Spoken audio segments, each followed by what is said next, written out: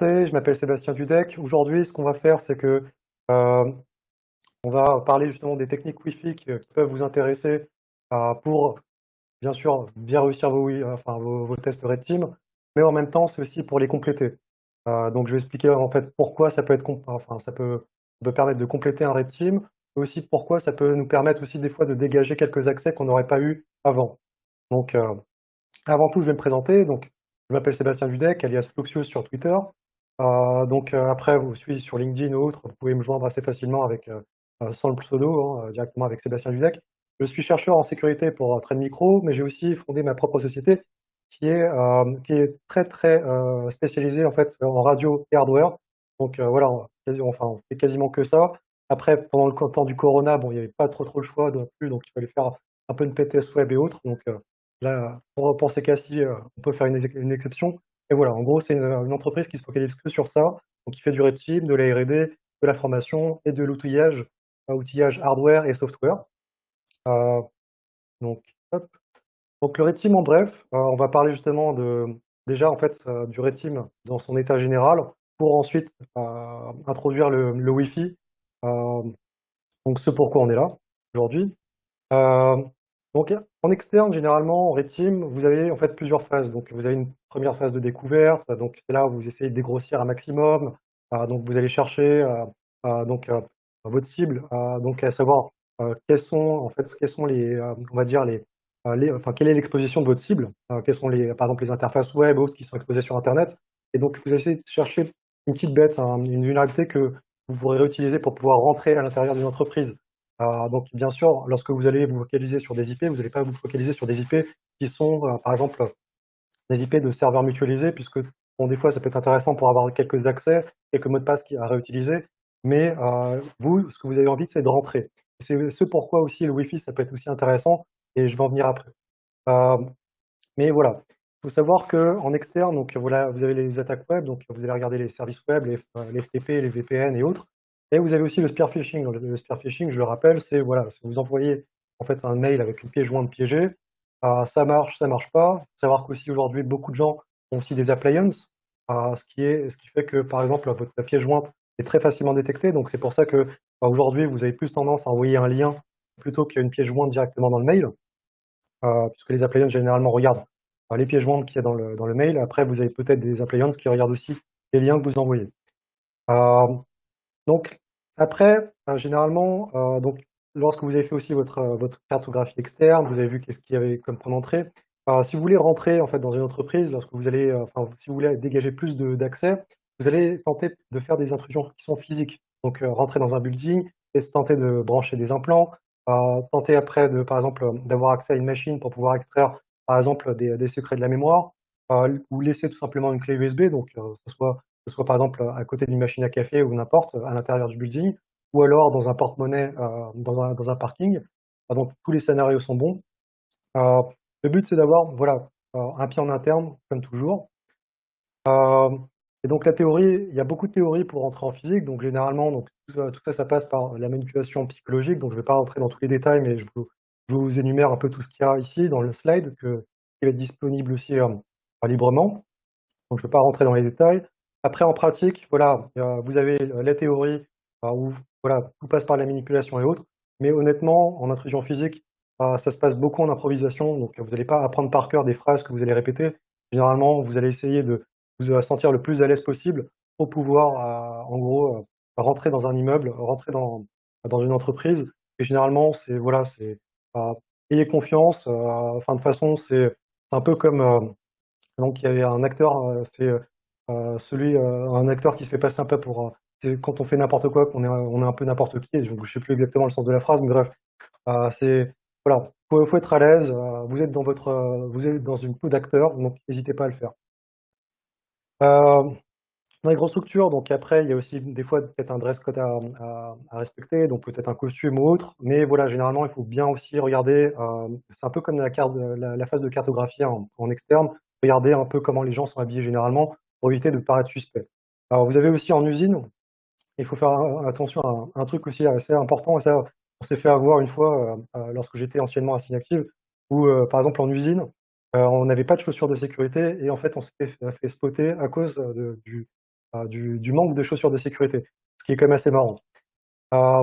Mais voilà, il faut savoir que aussi, vous allez avoir différents contextes à utiliser. Donc, typiquement, vous pouvez vous faire passer pour un employé ou des fois, vous pouvez vous faire passer pour un technicien.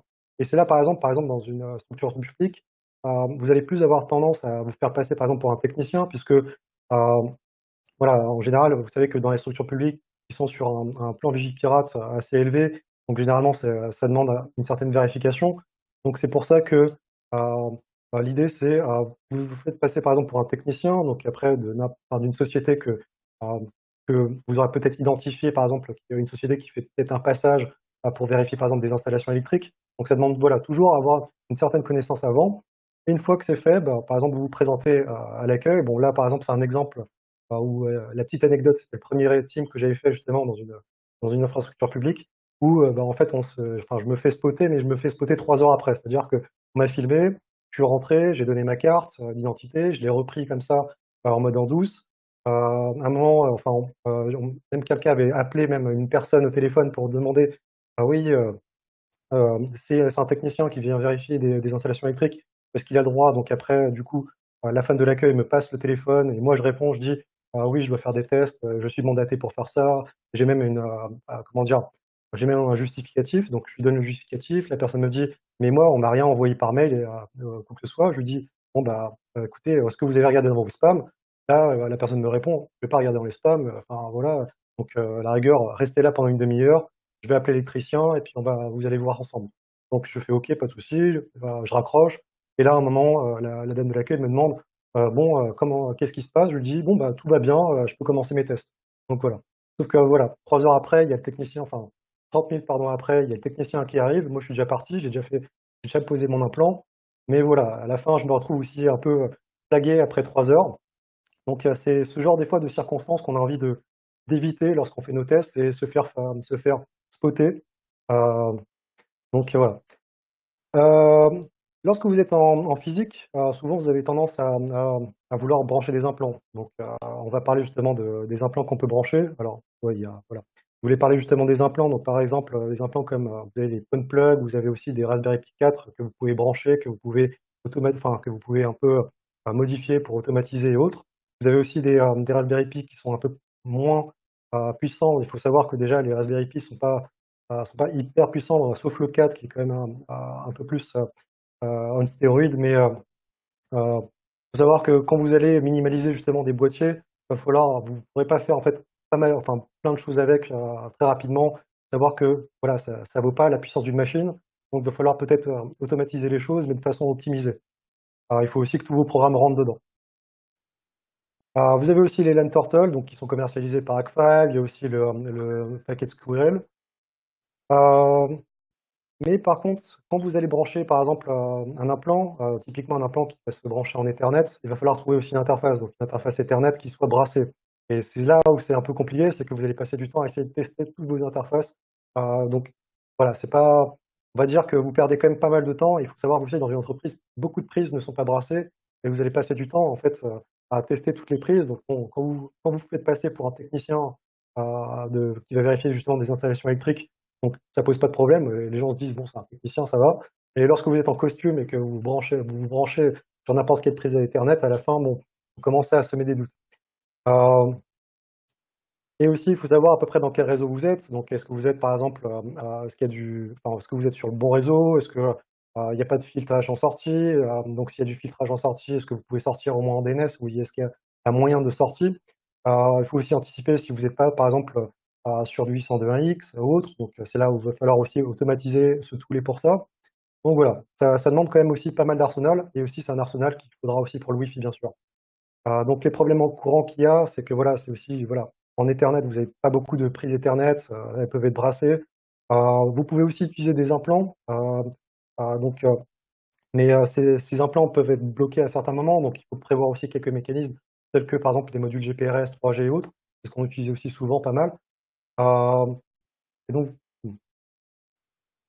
il y a aussi les implants, en fait, qui sont plus, niveau, on va dire, émulation de clavier, émulation de souris. Donc, typiquement, par exemple, le Weed Injector, qui est, un bon outil d'arsenal que vous pouvez aussi planquer autrement parce qu'en fait, vous pouvez le mettre dans un petit boîtier joli ou alors le mettre dans un autre type de, par exemple dans une souris ou autre. Donc, vous pouvez toujours essayer de remanier un peu le produit pour qu'il ressemble à quelque chose peut-être de plus legit lorsque vous faites vos tests. Et après, vous avez aussi les implants involontaires. Donc, les implants involontaires, c'est tels que les présenteurs Logitech, par exemple R400, clavier, souris, autres, sans fil. Savoir que c'est des implants qui communiquent aussi en radio, donc qui potentiellement soit envoient en fait des touches en clair, ou alors des touches qui sont chiffrées, mais avec une clé qui est soit hardcodée, ou alors qui est facile en fait à déchiffrer. Donc, c'est des choses qu'il faut faire vraiment gaffe. Tout ce qui est sans fil, généralement, ça devient aussi assez touchy. C'est aussi pour ça enfin, c'est ce à quoi aussi je forme, en fait, dans les différentes formations. Donc après les implants involontaires, comment les spotter? Vous pouvez utiliser des outils tels que Logitacker, MouseJack, etc. Donc je vous donne ici un lien à voir, en fait, de démo, en fait, de comment utiliser Logitacker sur mon Twitter. Donc voilà, vous avez aussi PoisonTap, donc voilà. Mais il faut savoir que voilà, rentrer en physique, aujourd'hui, ça devient très compliqué parce qu'on n'est pas, enfin, on est généralement, une entreprise va restreindre le nombre de personnes qui vont rentrer dans une entreprise. Très souvent, c'est ça. Donc, il va falloir avoir des autorisations. Donc, il y a des gens qui vont de plus en plus vérifier vos accès. Donc, c'est pour ça que le Wi-Fi, ça peut être non seulement complémentaire pour d'un test physique, même d'un test externe, mais des fois, ça peut vous sauver la vie. Donc, parlons maintenant des intrusions Wi-Fi. Le problème avec les intrusions Wi-Fi, c'est que, pareil, en fait, c'est comme dans tous les pentests, c'est vraiment une suite de méthodologies à suivre. Donc, il faut vraiment t'habituer, il faut savoir exactement, par exemple, quel est le procédé à effectuer lorsqu'on tombe sur, par exemple, tel protocole, etc. Il faut savoir que dans le Wi-Fi, vous n'avez pas qu'un seul protocole, vous n'avez pas qu'une seule norme, vous en avez plein. Donc, ça devient un vrai bordel. C'est pour ça qu'il y a, comme dans le pentest web ou autre, il y a vraiment des automatismes qui sont aussi spécifiques au Wi-Fi à avoir. Mais ce qu'on sait, c'est qu'il y a beaucoup de documentation qui est déjà existante. Lorsque vous voulez, par exemple, généralement, lorsque vous dites, bon, le Wi-Fi, je vais essayer de pentester du Wi-Fi, mais voilà, si je trouve pas du web ou du WPA avec un mot de passe faible, il n'y a rien à faire. Souvent, j'ai eu le cas où les gens ont lâché l'affaire, en fait, il n'y avait pas assez de cas. Il faut savoir qu'il y a plein de cas comme, par exemple, le WPA entreprise ou autre, qui vous donnent des accès encore, même des fois plus avantageux que un simple point d'accès WPA qui est connecté par exemple sur un VLAN qui n'a rien à voir, ou un accès web sur un VLAN qui n'a rien à voir. Parce que souvent, en fait, généralement, vous pouvez tomber très rarement dans des cas où vous avez par exemple un accès web qui est connecté directement au réseau de l'entreprise, mais c'est rare. On en a déjà vu, mais c'est rare. Donc, faut pas oublier que le WPA entreprise, ça peut être aussi intéressant, surtout lorsqu'il n'y a pas de vérification finalement mutuelle entre le client et le serveur.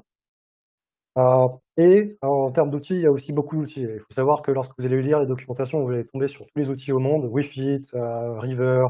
Après, vous avez la boîte traditionnelle AirCrack que vous allez utiliser sans aucun doute. Mais voilà, vous avez plein d'outils. Et l'idée, c'est voilà, quel outil je dois utiliser, quand, comment. C'est une grande question. Donc, c'est là où ça demande vraiment avoir cette suite de méthodologies, enfin cette logique de méthodologie pour faire nos tests Red Team. Donc par où commencer? Encore, à savoir que ouais, il y a aussi d'autres attaques que vous pouvez faire, donc j'avais parlé des outils, mais il y a aussi des attaques que vous pouvez faire, telles que des attaques main in the middle, en faisant passer par exemple pour un accès ouvert en fait, et faire une attaque de type Karma par exemple, qui est assez connue. Vous pouvez aussi par exemple dans du IoT vous faire passer, enfin c'est-à-dire juste changer le SSID, même s'il y a par exemple un mot de passe normalement pour un point d'accès, pour un accès à un point d'accès. Souvent, les objets IoT ne vérifient pas en fait qu'il y a un mot de passe. Ils vont essayer de se connecter au SSID et, ensuite vous avez deux possibilités. Soit l'objet vous rejette complètement, soit il se connecte même sans mot de passe. Et puis à ce moment-là, vous pouvez commencer à parler avec lui et peut-être trouver des vulnérabilités dedans. Donc il y a aussi l'imitation de SSID qui peut être intéressante. Vous avez aussi des exploits, donc par exemple si vous tombez sur du WPA3, donc par exemple vous avez Dragon Blood, il y a aussi des vieilles vulnérabilités que vous pouvez encore trouver aux alentours, telles que les attaques crack. Donc voilà, il y a plein d'opportunités, et il faut savoir comment les saisir. Et, donc déjà en fait dans un premier temps, lorsque vous allez faire votre Red Team, donc pareil en fait comme dans un texte externe et autres, vous allez essayer de cartographier un maximum, donc savoir quel est le nombre d'AP, d'access point qu'il y a aux alentours, quel est aussi on va dire, le nom du point d'accès. En fait, votre client nécessairement n'a pas mis, par exemple, le nom du client sur le nom du point d'accès. Il a peut-être mis, en fait, par exemple, je sais pas, quelque chose de, on va dire, quelque chose soit de réduit ou autre, enfin, qui fait penser, qui fait croire en fait, au nom de la société, mais souvent ça peut pas être hyper clair, donc il faut vraiment cartographier.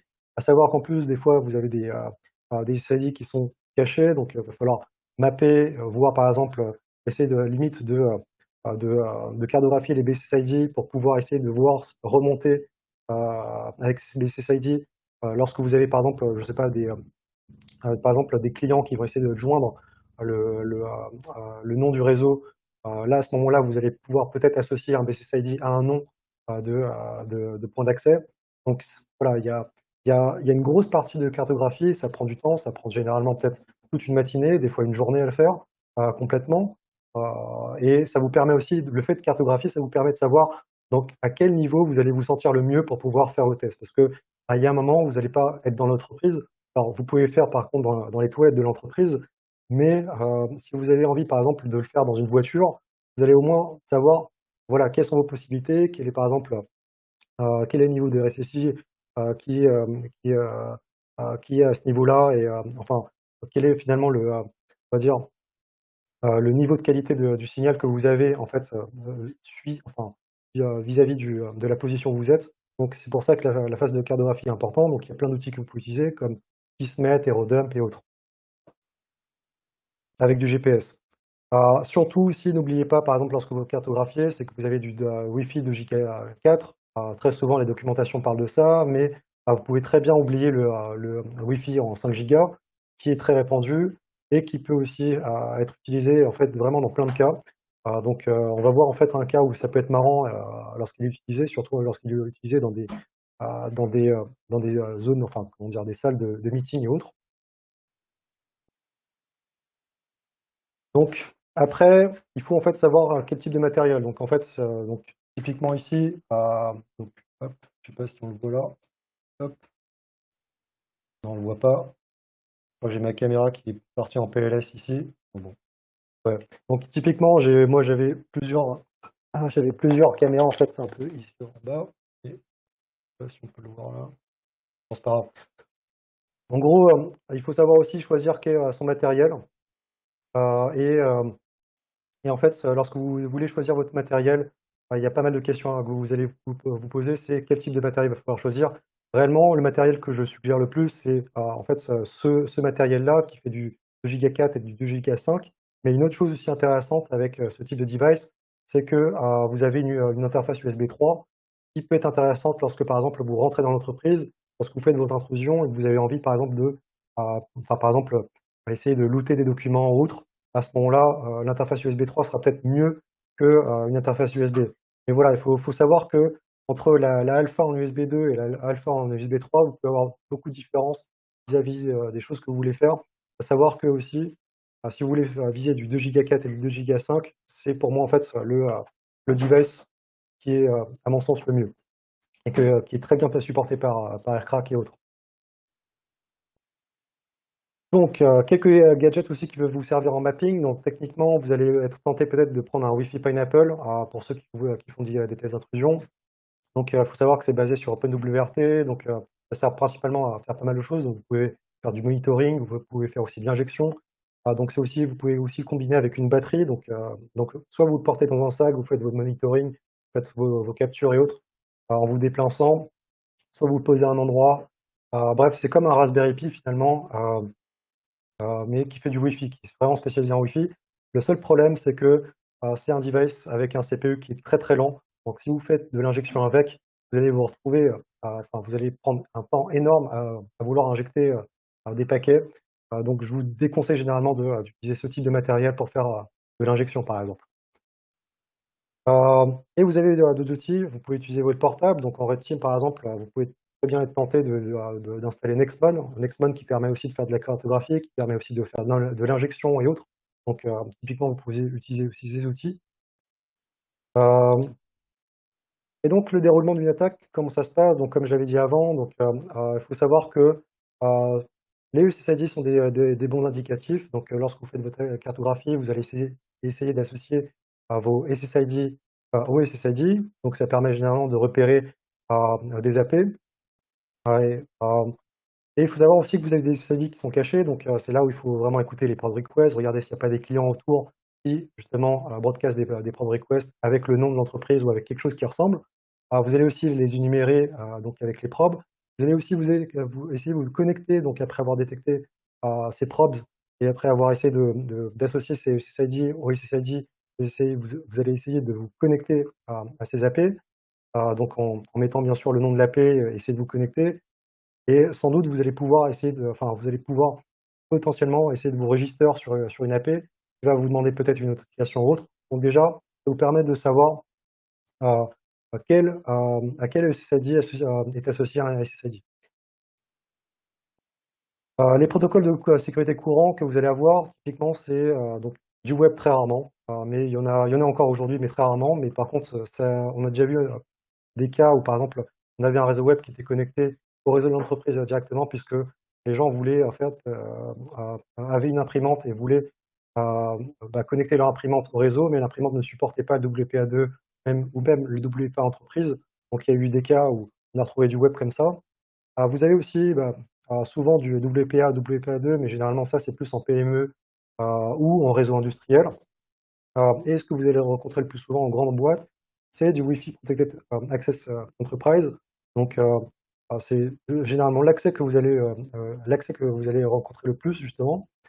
Mais il ne faut pas non plus oublier les accès guest, qui peuvent être intéressants. Donc, les portails captive guest, on dit généralement que voilà, ça vaut pas la peine, voilà, c'est juste un réseau invité, c'est complètement décorrélé en fait d'un réseau invité, enfin d'un réseau d'entreprise. Faut pas vraiment se dire ça parce que des fois, une AP peut être connectée au même réseau d'entreprise, sauf que par exemple, voilà, vous avez l'AP en fait qui va broadcaster deux réseaux, donc par exemple un réseau invité et un réseau d'entreprise. Et dans le cas où vous arrivez par exemple à trouver une vulnérabilité sur cette AP en guest, vous pouvez directement taper sur la partie entreprise. C'est là où ça peut devenir intéressant. Donc si on trouve une RCE, par exemple, typiquement un cas qui était grave et qui continue encore aujourd'hui, puisqu'il y a encore des gens qui n'ont pas patché vraiment leur routeur, donc peuvent se retrouver avec par exemple une vulnérabilité type la vulnérabilité Trust, d'où la CVE 2017-5638, avec l'injection d'ONGL. Et pour ce type de vulnérabilité, il y a par exemple des scripts qui existent déjà. Donc, par exemple, vous vous connectez directement sur l'AP en tant que guest, donc même sans accès, vous balancez finalement cet exploit et vous pouvez avoir un accès, et un accès souvent privilégié parce que par exemple là, on peut voir qu'on a un accès ICE Admin Portal. Et donc, vous pouvez faire quand même pas mal de choses. Et vous pouvez, par exemple, aussi même vous accrocher au réseau d'entreprise, puisque l'AP est utilisée non seulement pour un réseau guest, et aussi un réseau d'entreprise. Le web en grève, donc c'est considéré comme cassé, donc vous allez utiliser AirCrack généralement. Donc il faut savoir que aussi le web c'est très rare de nos jours, mais ça peut toujours exister. Et généralement, voilà, de nos jours, les clients sont rares, surtout aujourd'hui lorsque, par exemple, vous avez le Corona. Donc c'est pour ça que vous allez plutôt privilégier l'interactive frame selection. Et voilà, comme j'ai dit, le web, ça reste assez rare, donc on ne va pas non plus passer trop de temps dessus. Vous avez aussi WPA2, donc le WPA2, donc là, lorsque vous tombez sur ce cas-là, pareil, il va falloir avoir des clients pour pouvoir capturer un incheck et essayer de le casser, parce qu'il peut y avoir en fait un cas où le mot de passe est très faible, et donc vous pouvez potentiellement le craquer assez rapidement. Et voilà, ça peut prendre du temps. Donc c'est pour ça des fois que moi j'aime bien aussi mixer avec le WPA2, donc j'essaie de le casser à côté, et d'un autre j'essaie quand même de faire soit du SE, soit j'essaye en externe de trouver le mot de passe WPA2, donc c'est ce qui nous arrive aussi des fois, à rentrer finalement dans un portail, avoir une vulnérabilité sur un portail en interne qui donnait par exemple le mot de passe Wi-Fi ou dans un mail, et à ce moment-là, je pouvais en fait par exemple prendre le mot de passe Wi-Fi WPA2, l'utiliser, être pas loin du site et me connecter directement à ça, avoir un bon accès finalement. Parce que par exemple, imaginons que le portail que j'ai, où je me suis introduit, n'a pas d'accès direct au réseau d'entreprise. C'est là où le Wi-Fi vraiment peut me donner un accès peut-être un peu plus ouvert, même direct, sans avoir à passer par plein de canaux à côté, puisque au début vous avez quand même des interfaces en externe qui sont sur une DMZ très souvent. Et donc si vous arrivez par exemple à vous introduire dedans, ou alors que vous arrivez à, par exemple, sur une session d'une personne après un spear phishing, vous trouvez un mail avec les mots de passe Wi-Fi, et que c'est dur de rentrer finalement à l'intérieur, ou parce que par exemple vous avez perdu vos accès avec le spear phishing, le Wi-Fi ça reste un bon accès, on va dire une bonne alternative. Il y a le cas des WPA de l'entreprise. Donc ça principalement, donc ce qui est vous allez trouver par exemple du PEP avec MSHAP Out, quelquefois de l'EAP TLS. Normalement le EAP TLS c'est ce qui est le plus secure. Le PEP par contre, c'est pas impossible à casser. Il faut savoir que voilà, tant qu'il n'y a pas d'autorisation mutuelle, vous pouvez toujours tenter de casser un hash, sachant que finalement comment dire? Le, handshake que vous allez justement casser, c'est un handshake qui contient le mot de passe de l'utilisateur sur des fois le domaine, puisque en fait le Wi-Fi en fait souvent est configuré avec les accès du domaine. Donc si vous par exemple vous cassez le handshake d'une personne, vous pouvez potentiellement justement avoir sa session Windows. Donc du coup vous cassez son hash, vous rentrez sur le réseau d'entreprise et ensuite vous pouvez utiliser ses accès pour pouvoir, par exemple, browser le SMB, faire d'autres attaques, looter soit les serveurs SMB, soit attaquer les services à côté, soit faire d'autres choses avec justement les accès que vous avez capturés avant au Wi-Fi avec les attaques en WP entreprise.